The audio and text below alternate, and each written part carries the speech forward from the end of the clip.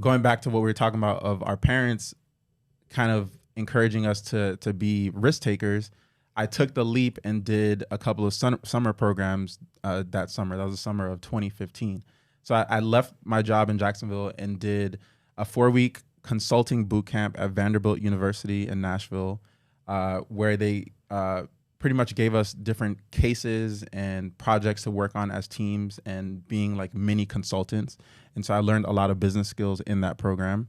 And then immediately, maybe 2 weeks after finishing that program, I ended up doing a 3-week program at the University of Chicago, the Summer Business Scholars Program, where for 3 weeks you get the full immersion of being in an MBA program. And so we interacted with the professors there. We had lessons and interacted with our peer students and explored the city of Chicago.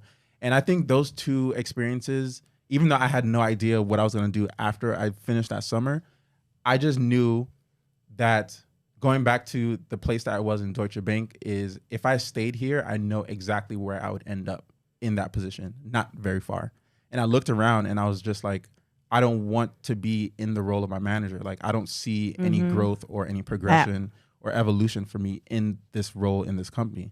And so I took that risk, did that, and just the exposure that I had of interacting with all these different students who were from different countries, who had different experiences, I think that really opened up my mind to the possibilities of what I can accomplish. And so after doing those 2 programs, I had a lot of time to think about like what I want to achieve and what I want to accomplish. And so after that, I ended up moving into the advertising industry.